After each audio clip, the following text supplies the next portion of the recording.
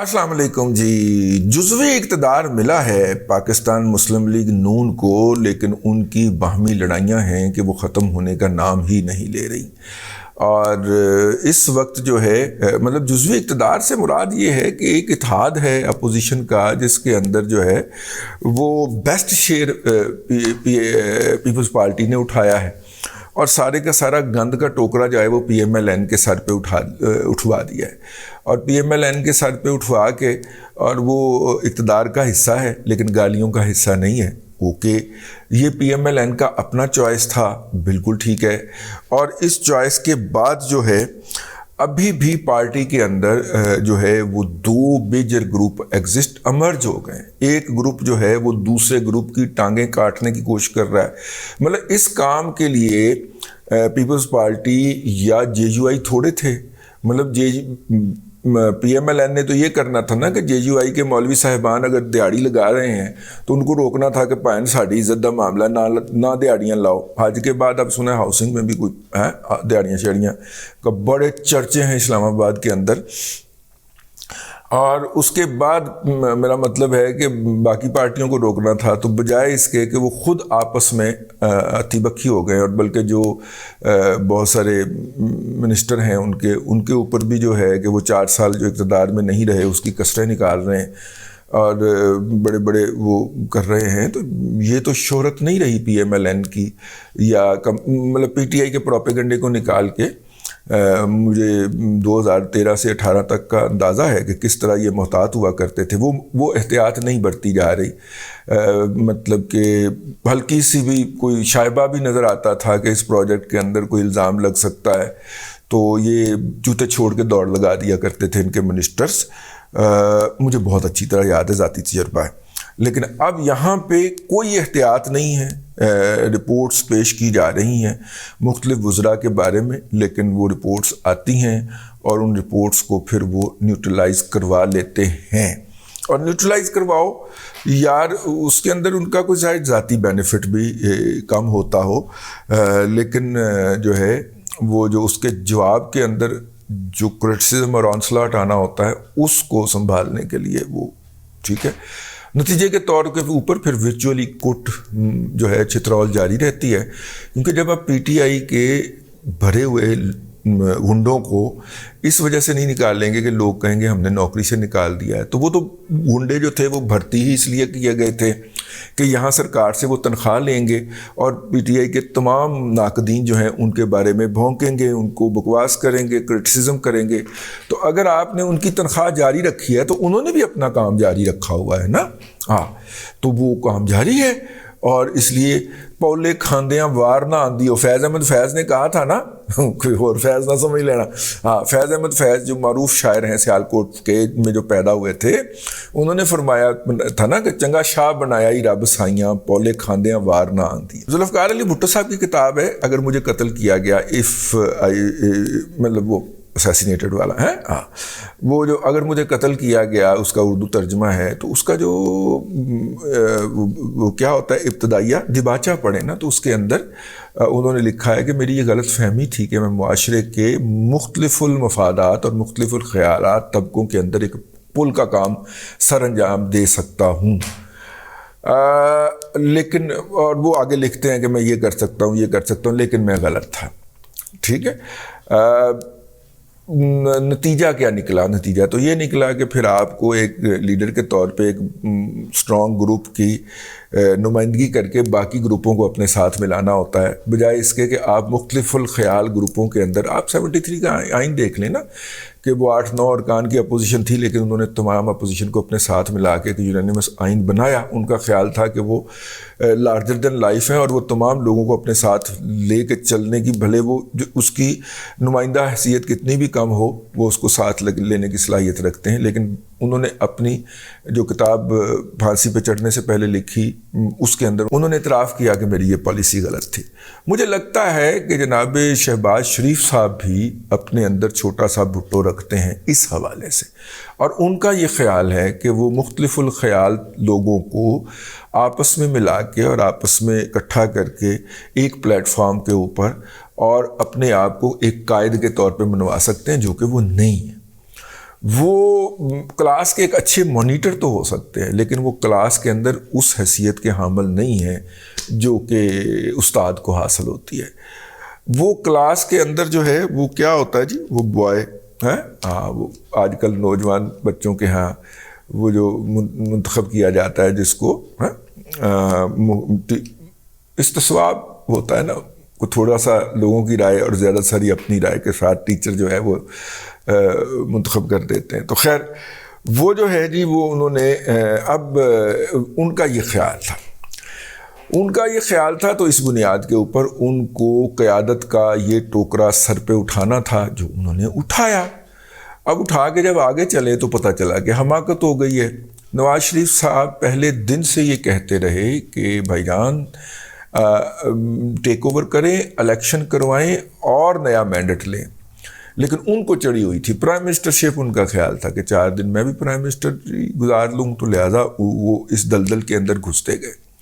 اب دوسرا گروپ جو ہے شاہد خاقان عباسی صاحب کا، جس کی حق تلفی ہوئی تھی اور جس کا خیال تھا کہ سلسلہ وہیں سے جوڑا جائے جہاں سے ٹوٹا تھا، اور جہاں سے سلسلہ ٹوٹا تھا اس وقت تو شاہد خاقان عباسی صاحب وزیر اعظم تھے، تو اور مفتاح اسماعیل صاحب فائنانس منسٹر تھے۔ تو مفتاح اسماعیل فائنانس منسٹر تو ہو گئے، تو شاہد خاقان عباسی پرائم منسٹر کیوں نہیں ہو سکتا؟ تو پھر فیملی کے اندر سارا کچھ ہے، یہ بھی کمپین چلائی گئی۔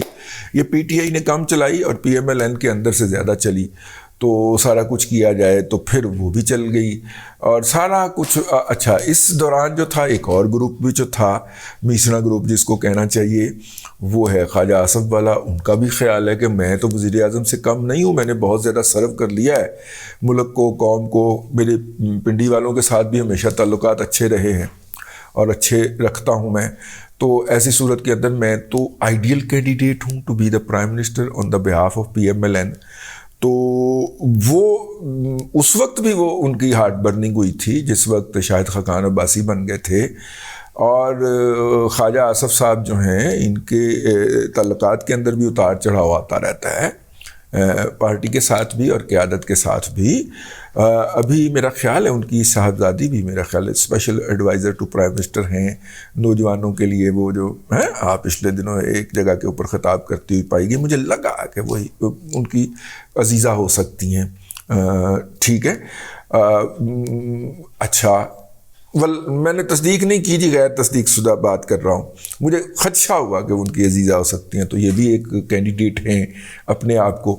تو یوں اس وقت پی ایم ایل این کے اندر وزارت عظمیٰ کے 3 کینڈیڈیٹ تھے جن کا خیال ہے کہ ان کی حق تلفی ہوئی اور شہباز شریف صاحب کو وزیر اعظم بنا دیا گیا۔ اب یہ اور تو کچھ نہیں کر سکتے، اب یہ کیا کر رہے ہیں، یہ شہباز شریف صاحب کی ٹانگیں کاٹ رہے ہیں اور ان کے راستے کے اندر رکاوٹیں بن رہے ہیں۔ پی ایم ایل این کے اندر سے یہی کہا جا رہا ہے کہ مفتاح اسماعیل صاحب نے ایسے اقدامات کیے جن کی کوئی ضرورت نہیں تھی اور جس نے عام لوگوں کی زندگی کو اجیرن بنایا، مہنگائی کو ایک ایسی لیول پہ لے گئے ہیں کہ اب جب اسحاق ڈار نے معاملہ سنبھالا ہے تو اس نے کہا بھائی 9-10 ماہ لگیں گے اس کو چیزوں کو نارملائز کرنے کے اندر۔ اگرچہ کچھ چیزیں نارملائز ہونا بھی شروع ہو گئی ہیں، ہمارا بجلی کا بل بھی کم ہوا ہے، گیس ملنا بند ہو گئی ہے، گیس کے لیے یہ ورسٹ ترین مہینہ ہے، اور نہ صرف کہ ورسٹ ترین مہینہ ہے بلکہ پاکستان میں بلکہ دنیا بھر میں ہو گیا۔ برطانیہ کے اندر بھی بجلی کی لوڈ شیڈنگ شروع ہو گئی ہے اور گیس کی لوڈ شیڈنگ بھی شروع ہو گئی ہے، اور برطانوی حکومت اس وقت شدید تنقید کے اندر آئی ہوئی ہے۔ پورے یورپ کے اندر گیس کی جو ہے وہ راشننگ ہو رہی ہے کیونکہ روس نے گیس دینا بند کر دی ہے، اور یورپ جو ہے وہ ایل این جی خرید کے، مہنگی ایل این جی خرید کے سبسڈائز ریٹ پہ اپنے لوگوں کو فراہم کر کے اس پہ گزارا کر رہا ہے۔ تو ایسی صورت کے اندر جب ان ممالک کے اندر گیس کی لوڈ شیڈنگ شروع ہو گئی ہے اور ایندھن کی راشننگ نہیں ہوئی، گیس کی لوڈ شیڈنگ شروع ہو گئی ہے، اور گیس سے بننے والے بجلی کے معاملہ ہیں اس کے اندر بھی یار لندن جیسی جگہ پہ 3 گھنٹے کے لیے روزانہ کی لوڈ شیڈنگ قیامت کی نشانی ہے یار۔ تو ایسی صورت کے اندر پاکستان تو جو ہے، ہم تو سستا مال جو ہوتا ہے نا، وہ جو آپ جب سبزی لینے والے پہ جاتے ہیں تو اس نے اعلیٰ مال جو ہے وہ تو یہاں پہ رکھا ہوتا ہے، ریٹ اس نے سستے مال کے لگائے ہوتے ہیں۔ جب آپ سے پوچھتے ہیں کہ یار 50 روپے تم نے کیلا لکھ کے لگایا ہوا ہے، تو کہتا ہے جی یہ والے 50 روپے۔ تو آپ جن کو آپ جو ہے وہ دیکھنے ہوئے بھی ذرا راحت محسوس کریں، وہ والے جو ہے وہ 50 روپے ہوتے ہیں، یہ 150 روپے درجن ہے جی، ٹھیک ہے، جو آلہ لگائے ہوتے ہیں، تو بورڈ اس نے وہ لگایا ہوتا ہے. ہم تو اس ٹوکرے کے گاہک ہیں کہ جو بچی کچی چیز ہو، یہ مطلب ہے کہ بڑے بڑے لوگ جو ہے وہ LNG کے جہاز لے جا رہے ہیں، تو ان میں سے کوئی جہاز جو ہے وہ ٹوٹ گیا، سودا ٹوٹ گیا، راستے میں جہاز لیٹ ہو گیا، کمپنی نے کیا، پارٹی نے، اگلی نے کیا، ملک نے کیا، ہم نے نہیں لینا، تو ہم نے کہا یار سانو دے دیو سستے داموں، تو ہم وہ گھسیٹ کے وہاں سے لے آئے. ٹھیک ہے، ہمارا تو وہ حال ہے. تو ہم $40 پر MMBTU کے اوپر جا کے کیسے گیس بائی کر سکتے ہیں؟ لہذا حکومت نے کہا کھاؤ جتیاں. اگر جتیاں کھائیں گے تو پھر اپریل کے اندر الیکشن کے اوپر زور دینا حماقت والی بات ہوگی. لیکن PMLN کے اندر سے ایک گروپ ہے جو اپریل کے الیکشن کی ایڈوکیسی کرتا ہے، اور اس کو دیکھتے ہوئے عمران احمد خان نیازی نے دباؤ بڑھا دیا ہے تاکہ اگر یہ گروپ کامیاب ہو جاتا ہے تو عمران خان کہ آپ کے بھائی نے کیا ہے، آپ کے بھائی نے ان کو منایا اس بات کے اوپر کہ اپریل کے اندر الیکشن کر دیں. لیکن اس وقت جو ہے مسئلہ یہ ہے کہ اس وقت نواز شریف صاحب جو ہیں وہ اپریل کے الیکشن والوں کی بات سن رہے ہیں. شاہد خاقان عباسی صاحب لندن کا چکر لگا کے آئے ہیں ہفتے سے زیادہ کا، اور وہاں پہ بیٹھ کے انہوں نے خوب چغلیاں کھائی ہیں اور نواز شریف صاحب کے کان بھرے ہیں. تو ایسی صورت کے اندر میرا مطلب ہے اس وقت نواز شریف صاحب بھی کہنے لگے میں نے پہلے کیا سی کہ اقتدار لیتے ہی الیکشن کروا لیں، لیکن یہ نہیں مانے. عدلیہ میں بھی تو میاں صاحب انشور کیا نا کہ یہ میرا مطلب ہے کہ کوئی قدم نہ جما سکے. اگر قدم جمے ہوتے تو شہباز شریف الیکشن کی طرف جاتا نا، تو وہ تو اپنے آپ کو سنبھالتا ہی رہے گا، میں کوئی ادھروں پھاڑ کوئی ادھروں سارا پھاڑ. تو اب وہ جو سارا گند ہے جس کو ہٹانا ہے یا جو امپریشن دور کرنا ہے، وہ اسحاق ڈار صاحب کا یہ کہنا ہے کہ 10 ماہ لگ جائیں گے. بغیر کسی تنظیم کے، بغیر کوئی الیکشن کمپین چلائے، بہت ساری جو عمران خان کے الیکشن ہوئے ہیں اس کے اندر اچھے خاصے ووٹ لیے ہیں PMLN نے. لیکن اچھے خاصے ووٹ لینا مسئلے کا حل نہیں ہوتا. جو فنشنگ سٹروک ہوتا ہے نا، اصل میں وہ مسئلے کا حل ہوتا ہے. لوگوں کی زندگی اجیرن ہو گئی، گیس، تیل، بجلی، یہ سارے جو ہیں یہ اتنے مہنگے ہو گئے ہیں یا عدم دستیاب ہو گئے ہیں کہ لوگ جو ہیں وہ جھولیاں اٹھا کے اپنا PMLN کو، نواز شریف کو اور شہباز شریف کو جو ہے پلوتے نکال رہے ہیں. ٹھیک ہے، شہباز شریف صاحب جو ہیں اگر ان کے یہ نہیں تھا تو انہوں نے یہ کیوں کیا؟ بہرحال ابھی شہباز شریف صاحب کا دورہ ہے چین کا، اس کے اوپر ہم پھر کسی دن اگلے کسی ولاگ کے اندر ڈیٹیل میں بات کریں گے کہ وہ وہاں پہ کیا کرنے جا رہے ہیں. بلکہ اچھا کہ آپ نے یاد دلا دیا، تو اس کے اوپر الگ سے بات کریں گے. ولاگ لمبا ہو گیا، اب تک کے لیے اتنا ہی. اگلے ولاگ کے اندر آپ سے پھر حاضری ہوگی. اللہ تبارک و تعالیٰ آپ کو آسانیاں عطا کرے اور آسانیاں خلق خدا میں تقسیم کرنے کی توفیق عطا کرے.